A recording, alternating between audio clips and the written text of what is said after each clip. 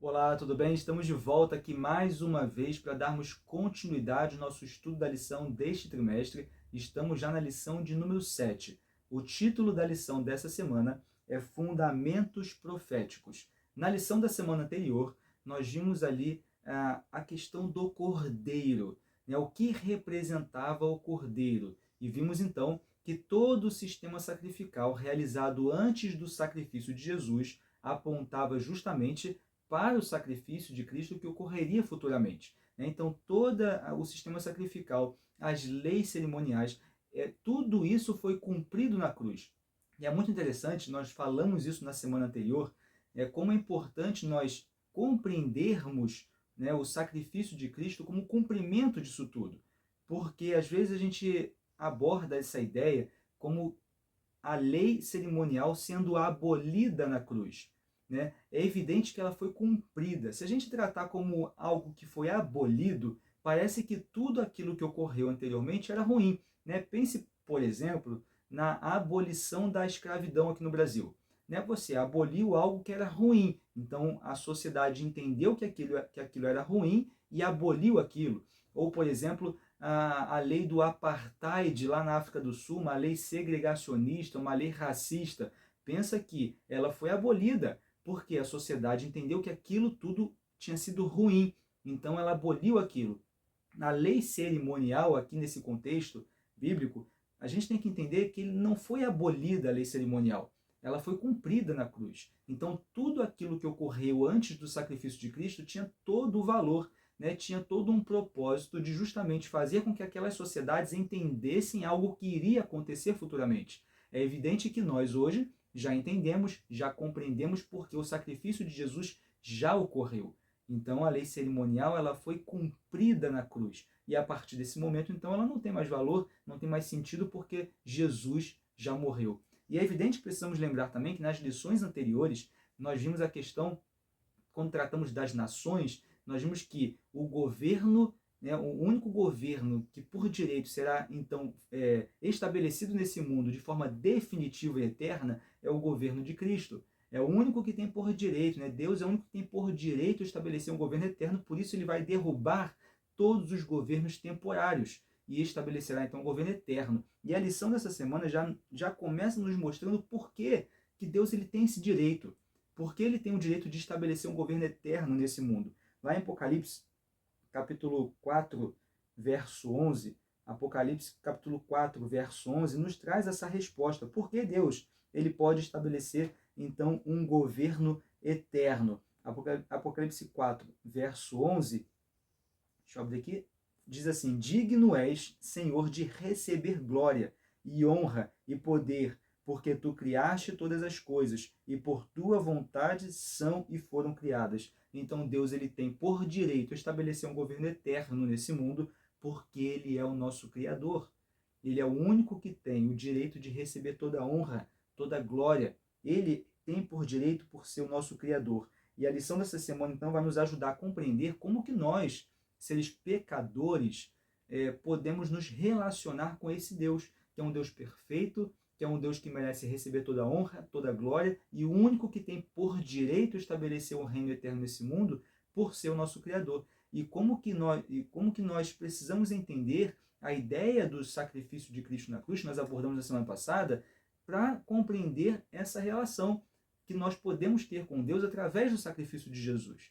Né? Então, por isso que a lição ela vem trazendo alguns conceitos anteriores para que a gente possa progredir no assunto. Então, é muito importante entendermos as lições anteriores para darmos continuidade. Inclusive, eu quero lembrá-lo que aqui no nosso canal nós gravamos um vídeo onde nós fizemos um grande resumo das lições 1 até a lição número 5. Né? Então, vale muito a pena você assistir para relembrar alguns conceitos que já foram abordados aqui na lição desse trimestre, que às vezes ficam esquecidas pelo tempo que vai passando. A lição é uma lição longa, que dura aí pouco mais de 3 meses. Então, é importante você, depois, se puder, assistir esse vídeo, que é um grande resumo que traz os conceitos principais das lições 1 até a lição número 5. É muito importante, acho que vai valer muito a pena. E depois, lá na lição número 10, nós vamos fazer também um compilado ali da lição número 6 até a lição número 10, para a gente então ter esses dois grandes resumos aqui no nosso canal.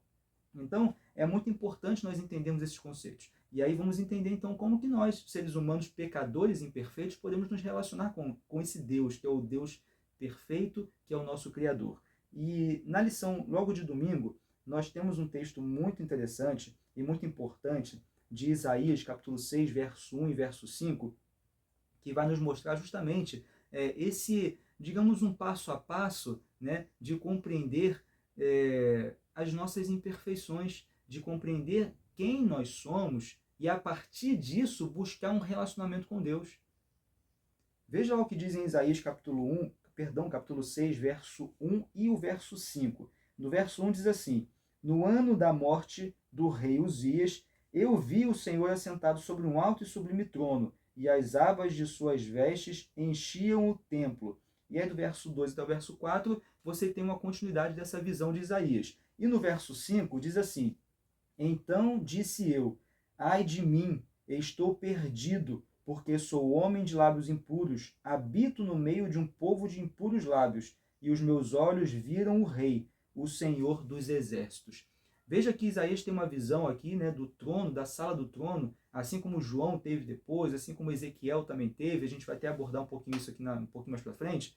Mas aqui a ideia, nesse contexto aqui onde nós lemos o texto de Isaías, é perceber que Isaías ele tem então uma visão da sala do trono, e a partir dessa visão ele percebe as suas imperfeições.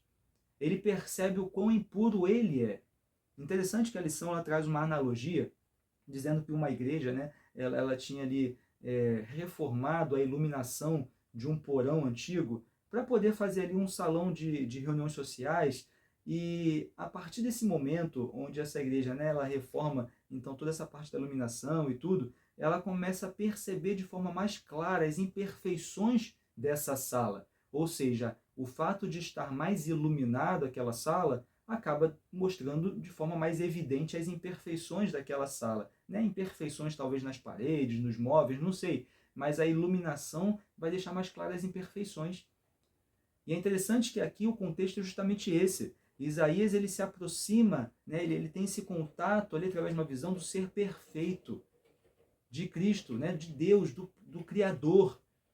Aquele que é o merecedor de toda a honra, toda a glória, o único por direito a estabelecer um reino eterno nesse mundo. Então ele tem essa visão, e a partir dessa visão ele vê as suas imperfeições. Por quê? A iluminação deixa evidente aquilo que é imperfeito. A gente pode pensar também, por exemplo, nesses estúdios, né, onde as pessoas vão ali fazer toda a preparação, talvez para fazer um vídeo, fazer uma encenação, e aí você tem os espelhos para as pessoas ali fazerem toda a maquiagem, tudo. Esses espelhos eles são cheios de lâmpadas, não é isso? Os espelhos têm um monte de lâmpadas para poder iluminar o máximo que puder o rosto daquela pessoa, para que cada imperfeição seja percebida e possa ser corrigida, para que possa então ali executar ali a sua peça, o que for. Então perceba que, né, a iluminação nos traz a ideia de percebermos de forma muito clara as nossas imperfeições. E isso é muito importante, porque o primeiro passo para nós nos aproximarmos, né, de termos um contato com o nosso Deus, é justamente quando nós nos aproximamos dele, essas imperfeições ficam evidentes. E aí nós precisamos, né, compreender que a partir disso nós vamos entender que precisamos então de Jesus. Essa é a ideia. Quando a gente vê a nossa imperfeição, a gente vê que nós somos, né, nós não somos nada, nós somos pecadores, nós somos indignos. E a partir disso nós vamos perceber então a nossa necessidade de um Salvador. Nós percebemos que nós não somos ninguém, não podemos resolver os problemas do pecado por nós mesmos. Nós vimos isso nas lições anteriores. E isso é muito importante. Infelizmente, hoje nós percebemos que a humanidade tem perdido essa sensação, esse sentimento, podemos dizer assim, da necessidade de um Salvador. E até no mundo cristão, não é só no mundo não cristão que eu estou dizendo, né? Até no mundo cristão, nós estamos perdendo essa sensação da necessidade de um Salvador. Muitas das vezes, vemos Jesus como um grande amigo que está ali para nós desabafarmos, por exemplo, né?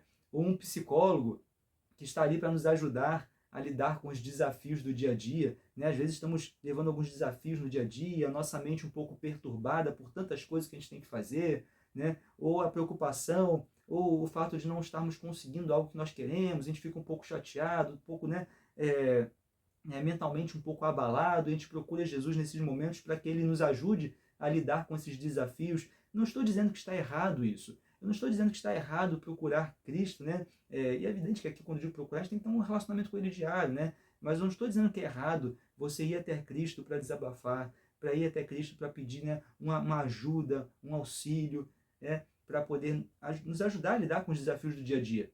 Mas acima disso tudo, acima de Jesus ser um grande psicólogo, acima de Cristo ser o nosso grande amigo que está ali para todos os momentos, acima disso tudo, Ele é o nosso Salvador. Né? Então, antes dele querer nos ajudar psicologicamente, digamos assim, antes dele querer nos ajudar com os desafios do dia a dia, Ele quer nos salvar. Ele é o nosso Salvador. Ele é aquele que morreu em nosso lugar. Ele é aquele que se sacrificou em nosso lugar, que faz com que nós então tenhamos a possibilidade de nos aproximarmos de Deus e recebermos de presente a vida eterna. Esse é Cristo Jesus, Ele é o nosso Messias, o nosso Salvador. Precisamos enxergá-lo dessa forma, mas para nós enxergarmos Ele dessa forma, nós precisamos entender que precisamos dele como nosso Salvador. O problema é que nós não estamos mais tendo essa sensação de necessidade de um Salvador. Por quê? Porque nós não nos vemos como pecadores. Entende? No final de tudo, essa é a questão, nós não nos vemos como pecadores. Por isso que se aproximar da sala do trono, né, se aproximando de Deus, cada vez que nós nos aproximamos mais de Deus, nós mais ainda nos enxergamos como seres imperfeitos, porque ao nos aproximarmos da perfeição, estamos nos aproximando da luz. Nos aproximarmos da luz vai mostrar as nossas imperfeições, e aí nós vamos nos ver como pecadores e vamos entender a necessidade que temos de um Salvador. Entende? Acima de precisar de um psicólogo, acima de precisar de um grande amigo, precisamos de um Salvador porque somos pecadores. Essa é a questão. E a partir disso, nós vemos então nos textos posteriores, né, no verso 6 até o verso 8, aqui de Isaías, capítulo 6. Então Isaías ele se aproxima da sala do trono, né, nessa visão, a iluminação mostra as suas imperfeições, vê que ele é pecador, e aí no verso 6 nós temos o seguinte: então um dos serafins voou para mim, trazendo na mão uma brasa viva que tirava do altar com uma tenaz. Com a brasa tocou a minha boca e disse: eis que ela tocou os teus lábios, a tua iniquidade foi tirada e perdoado o teu pecado. Então Isaías ele se vê como pecador e ele se arrepende e tem o seu pecado perdoado. Interessante isso. E aí na sequência nós temos no verso 8: depois disso ouvi a voz do Senhor que dizia: a quem enviarei e quem há de vir por nós? Disse eu: eis-me aqui, envia-me a mim. Então Isaías ele se aproxima da sala do trono, vê a sua imperfeição, se arrepende dos seus pecados, vê a necessidade que tem no Salvador, tem os seus pecados perdoados e está apto então a seguir os passos de Cristo. Está apto então a servir a esse Criador. Essa é a sequência. Nós precisamos nos reconhecer como pecadores, nos arrepender dos nossos pecados e receberemos com toda certeza o perdão através do sacrifício de Cristo Jesus. Nós precisamos nos enxergar como pecadores. Na lição seguinte, na segunda-feira, nós temos, de forma muito interessante também, no Gênesis capítulo 3, verso 21 e 24, nós vemos que após a expulsão, né, dos primeiros seres humanos do Jardim do Éden, o Jardim do Éden ele começou a ser protegido, né, o seu portão, digamos assim, a sua entrada protegida por querubins. E aí a gente vê que esses querubins, eles tinham a função ali de impedir que os seres humanos continuassem acessando o jardim, porque se os seres humanos pecadores continuassem acessando o jardim, eles acessariam a árvore da vida e dessa forma então o pecado ele continuaria se perpetuando, né, eternamente. Então eles estavam ali para proteger, impedindo que os seres humanos eles acessassem a árvore da vida. Mas é evidente também que além dessa função, digamos assim, os querubins eles também têm a função de, a partir, né, da onde eles estão, digamos assim, a presença deles também identificava a presença da glória de Deus, né? Porque os querubins eles têm a função também de refletir a glória de Deus. Então, onde eles estão, ali você tem a presença de Deus ali também, né? Então, porque eles refletem a glória de Deus. Tanto que a gente vê em Patriarcas e Profetas, é um texto que inclusive tem aqui na lição, que diz que Adão ia com os seus filhos à porta do jardim para adorar a Deus, e ali eles renovaram seus votos de obediência, como se o jardim fosse uma espécie de tabernáculo. Então eles iam, né, Adão ia com seus filhos ali para adorar a Deus, né, ali na porta do jardim, como se fosse realmente a porta do tabernáculo, porque ali os querubins refletiam a glória de Deus ali, demonstrando então a presença de Deus naquele lugar, né? Então, além dos querubins, eles estarem ali para impedir que os seres humanos acessassem a árvore da vida, estavam ali também mostrando que a glória de Deus estava naquele lugar. E assim, então, Adão ia com seus filhos constantemente para adorar a Deus à porta do jardim do Éden, né? E ali, como diz, eles renovaram também os seus votos de obediência. Então nós temos essa ideia, né, que Deus ele habita entre os querubins. E nós vamos perceber que nessas visões, né, que Isaías teve, a visão que Ezequiel teve, né, do trono de Deus, da sala do trono, que João teve lá no Apocalipse também, nós vemos que justamente você tem os querubins ali, né, mostrando que ali também Deus está habitando. Na lição de terça-feira eu separei um trechinho que eu achei bem interessante, que diz que os querubins sempre estão presentes nas descrições do trono de Deus, como nós acabamos de falar, seja na Arca da Aliança, que era o local de encontro de Deus com Moisés, lá em Êxodo capítulo 25, verso 22, seja nas visões, então, dos profetas. Eles estão intimamente ligados ao trono divino. Todas as criaturas, perceba só, todas as criaturas de Deus foram projetadas para refletir sua glória. Tanto a raça humana, feita à sua imagem, quanto os seres celestiais que estão ao lado de seu trono. Então você tem os seres celestiais que estão ao lado do trono de Deus, que foram feitos para refletir a glória de Deus, assim também os seres humanos, que foram feitos à sua imagem, também foram feitos para refletir a glória de Deus. Nós estamos aqui para refletir a glória de Deus. E é evidente que, apesar da entrada do pecado ter manchado a humanidade, né, a entrada do pecado nesse mundo ter manchado a humanidade e ter distorcido a imagem de Deus, né, nos seres humanos, ainda assim, nós estamos aqui com esse propósito de refletir a imagem de Deus, de refletir Cristo Jesus para as pessoas. E isso traz uma conotação de iluminação, né? Refletir, né? Você traz uma conotação de iluminação, de iluminar esse mundo. A nossa presença deve iluminar esse mundo. A nossa presença deve iluminar onde nós estamos. E aqui fica uma pergunta para a nossa reflexão, né? Será que nós realmente estamos iluminando esse mundo onde nós estamos, ou estamos sendo apenas mais um? Né? Será que estamos sendo apenas mais um no meio da multidão? E ninguém vê luz nenhuma, ninguém enxerga nada, estamos no meio da escuridão?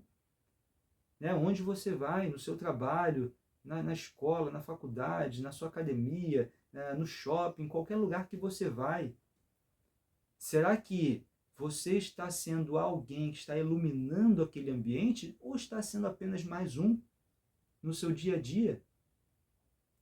Precisamos ser luz, porque Deus nos criou para isso. Assim como Ele criou os seres celestiais que estão ao redor do seu trono para refletir a sua glória, Ele também criou os seres humanos com esse objetivo, né? De refletir a glória de Deus. Ele nos cria a sua imagem para refletirmos a sua glória. Precisamos iluminar esse mundo escuro, esse mundo que está na escuridão, que está imerso no pecado. Precisamos ser luz, precisamos iluminar para que as pessoas possam conhecer a Cristo Jesus. Estamos aqui com esse objetivo também. Na sequência, então, nós vamos justamente em Ezequiel capítulo 10, verso 8 e 14. Ezequiel capítulo 10, verso 8 e 14, que diz, né, e apareceu nos querubins uma semelhança de mão de homem debaixo das suas asas. Ezequiel 10, 14 diz, e cada um tinha 4 rostos. O rosto do primeiro era rosto de querubim, e o rosto do segundo era rosto de homem, e do terceiro era rosto de leão, e do quarto rosto de águia. Né? Então, Ezequiel ele vê esses querubins, né, esses seres viventes, ele vê ali cada um de uma forma, digamos assim, e ele vê então primeiro com o rosto de querubim, depois o rosto de homem, o rosto de leão, o rosto de águia, e é muito interessante isso, né? Porque nós temos a lição atrás essa curiosidade, e aqui vale ressaltar, né, que não é algo que a Bíblia diz, mas você tem a tradição rabínica que vai mostrar essa questão, de cada tribo que ficava ao lado do tabernáculo. Você tinha 3 tribos ao lado de cada tabernáculo, né? Vamos, só para a gente contextualizar melhor aqui. Nós tínhamos, quando na peregrinação do povo de Israel no deserto, Deus ele guiava o povo, né? E quando a nuvem pairava, né? Quando a nuvem parava em algum lugar, né? Era demonstração ali que Deus queria que o tabernáculo fosse construído naquele lugar. Então, o povo parava, construía, né, montava, melhor dizendo, o tabernáculo naquele lugar, e ao lado do tabernáculo, né, tinham 4 lados, então ao lado de cada um dos 4 lados, 3 tribos montavam acampamento. Né? Então 3 tribos de cada lado, totalizando 12 tribos. E uma dessas tribos, uma tribo de cada uma dessas 3 que ficava em cada lado do tabernáculo, ela levantava o seu estandarte, né? Porque cada uma das 3 tribos era guiada por uma delas. Né? Então, por exemplo, no lado leste, você tinha 3 tribos, e uma dessas 3 tribos guiava todas elas. E essa tribo que guiava todas elas montava ali o seu estandarte, né? Colocava ali o seu estandarte naquele momento. Então, em cada lado do tabernáculo, uma tribo colocava o seu estandarte. Diz uma tradição rabínica que nesse estandarte você tinha a figura de cada uma dessas imagens que Ezequiel viu. Né? Então, uma que tinha o rosto de querubim, outra rosto de homem, outra rosto de leão, outra rosto de águia. Né? Então, diz, por exemplo, que a tribo de Judá, que era uma das tribos que guiava as outras 3, né? A sua própria tribo e as outras 2, tinha ali, por exemplo, no seu estandarte, o rosto de um leão. Então, você, né, em cada uma dessas tribos você tinha então um estandarte, esses 4 totalizando então as imagens que Ezequiel viu. É claro que é uma tradição rabínica, mas faz sentido, porque quando nós vamos, por exemplo, lá na frente em Apocalipse, vou até abrir aqui na Bíblia, Apocalipse capítulo 21, verso 12 e 13, quando fala da Nova Jerusalém, Apocalipse 21, verso 12 e 13, então veja, né, que nós contextualizamos toda essa questão aqui, para irmos lá para o Apocalipse, para a profecia. Lá em Apocalipse capítulo 21, verso 12 e 13, já na visão da Nova Jerusalém, nós temos o seguinte: